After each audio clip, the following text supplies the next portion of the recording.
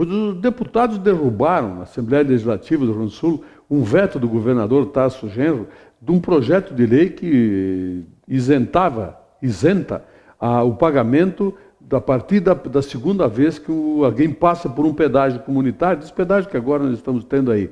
Bom, o cara passa uma vez, se precisar passar de novo, já não paga mais. Quer dizer, uma coisa assim meio gozada, né? Quanto mais tu usa, menos tu paga. É interessante, né? Vetou isso aí. Quer dizer, o cara usa a rodovia pública mais do que alguém que passa uma vez só para ir a algum lugar e ele paga uma vez só. Isso que os deputados fizeram, derrubaram o veto. Aí a gente fica vendo as reclamações que existem com relação aos pedágios que agora passaram a ser públicos, né?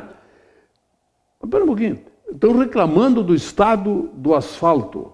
Ali em Venâncio Aires estão reclamando do estado que está o asfalto. Mas quanto tempo faz isso?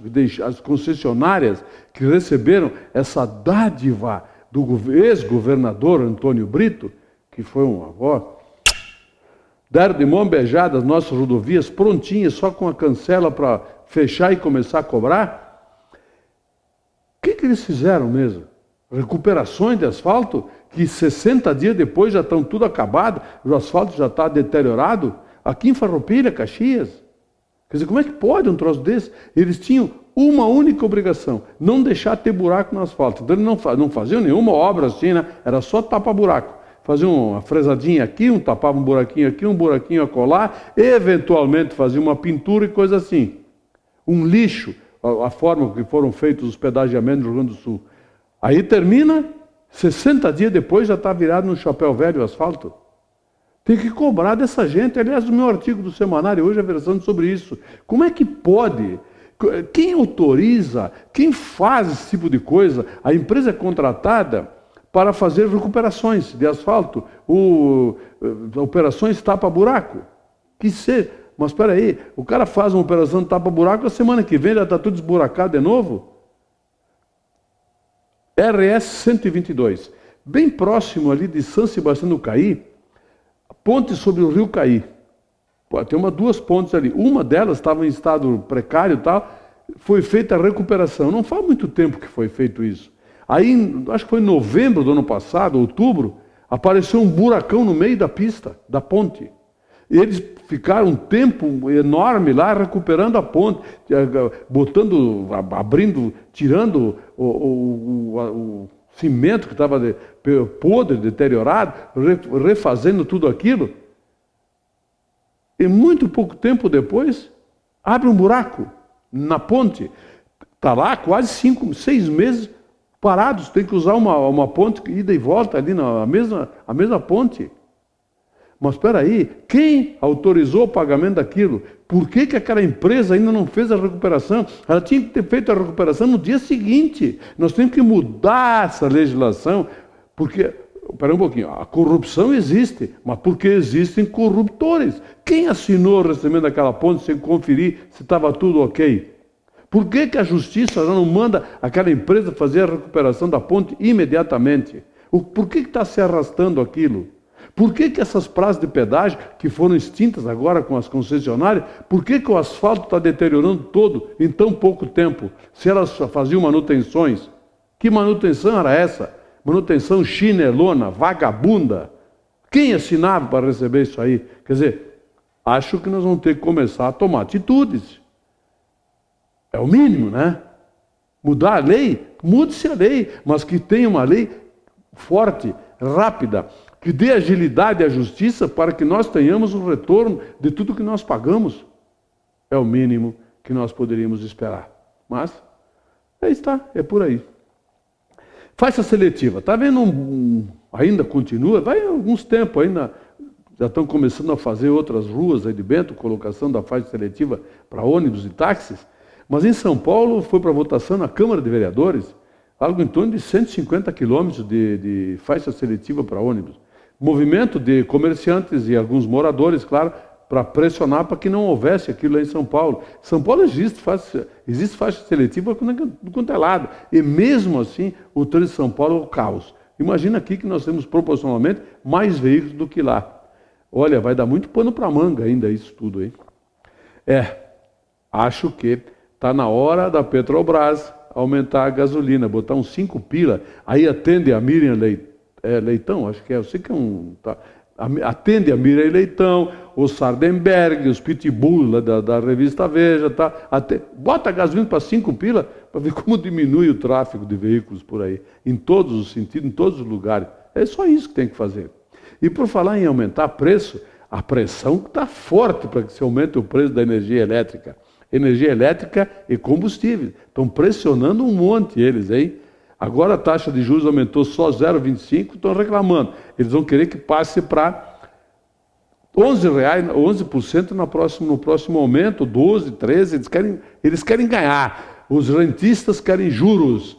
Alguém questionou, aí, quem são esses rentistas? É fácil, é só olhar, procura, pesquisa quem são. 20 famílias que controlam a imprensa brasileira, controlam a economia nacional. Fácil de identificar isso aí. Só tem que não ouvir só a Globo e ler só a Veja. Tem que procurar informações em jornais e revistas do exterior. Vão encontrar coisas que a imprensa daqui não publica. Porque não interessa à imprensa e aos donos do Brasil. Mas, enfim, é isso aí. É coisa por aí. Querem que aumente a luz, querem que aumente o combustível, mas eles não querem que aumente a inflação. Eles são muito engraçados, sem dúvida nenhuma. Propina lá do esquema dos metrô do PSDB, começou com Covas, Serra, Alckmin, lá no governo de São Paulo. São todos do PSDB. Só que tem uma revista que noticia de vez em quando essas coisas, que é a revista Isto É. A Veja não publica uma linha, eventualmente sai alguma coisinha assim, muito chineadinho, sabe? Uma coisa teria suposto, aquela coisa toda. Mas, enfim, agora está começando a dar definições. 12% de 263 milhões foi a propina que alguns receberam por lá. Que eles não vão ser julgados no Supremo Tribunal Federal, porque eles não têm foro privilegiado. Foro privilegiado tem parlamentares, tem governador, presidente, aquela coisa toda. Mas eles vão começar lá na justiça, onde tudo para nas gavetas. Como tem tanta coisa parada nas gavetas da Justiça de São Paulo, de Minas Gerais, etc. 12%, 263 milhões, dá uns 30 milhões de reais por aí de propina. Pô, é uma tetinha, hein? Aliás, é uma coisa bem pequena, né? Aliás, uma definição que eu ouvi algum tempo atrás sobre corrupção. O que era corrupção? Definição de um expert no assunto. Corrupção é toda verba pública que é distribuída e a gente não faz parte. Obviamente, ele era um corrupto. Porque gente honesta não pensa assim, é claro, né? Eu imagino, pelo menos. Leite. Eu até fiz uma comparação. Estão crucificando o esportivo e Bento Gonçalves, até o vinho de Bento foi dito lá por um jornalista que não devia ser consumido porque Bento é racista. Quer dizer, o cara é tão... isso é o que estão pensando. Pois o leite, de novo, nem um ano depois de toda aquela ação, olha, forte do Ministério Público, os caras continuam colocando formol, ureia, soda cáustica no leite. Eu acho que está na hora da gente boicotar. Acaba, não toma mais leite. Procura outra coisa para suprir o leite. Para ver se esses caras, olha, eles enfiam o leite deles onde eles quiserem, quem sabe, sobrando lá. Vale a mesma coisa para o tomate, seja o que for, que eles estão abusando nos aumentos de preço. Mas querem crucificar o esportivo por causa de uns 3, 4, 5, não sei, que ficaram proferindo injúrias racistas num jogo. E o leite? Como é que a imprensa não está protestando, não está exigindo prisão perpétua, morte, esquarteja, salga a carne, espalhe nas rodovias? Pô, é crime, cara, gravíssimo crime contra toda a população, não é contra uma pessoa, é toda a população. Será que vai acontecer alguma coisa? Não. Daqui um pouco de tempo vai ter outros que inventaram mais alguma coisa para meter dentro do leite para ganhar dinheiro às custas do povo que não tem defesa contra isso, porque a nossa legislação é tão pífia quanto o nosso Congresso Nacional. Ontem à noite, Copa Libertadores da América, o Atlético Nacional, lá de Medellín, da Colômbia, ganhou do Nacional de Montevidéu, lá em Montevidéu. Ou seja, ganhar do Nacional não é nenhuma façanha. O Grêmio ganhou de 1-0 lá, o Nacional foi lá, o Atlético foi lá e ganhou também. 7 pontos contra 7. O Grêmio joga hoje contra o Newell's Boys, lá em Rosário, na Argentina. Se perder o jogo, meu amigo, vai pretear os olhos da gateada.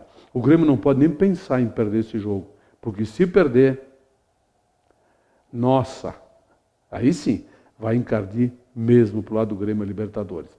Tomara que ganhe. Vamos torcer, ou pelo menos empate, né? É isso que os gremistas estão esperando, que empate ou vença o jogo.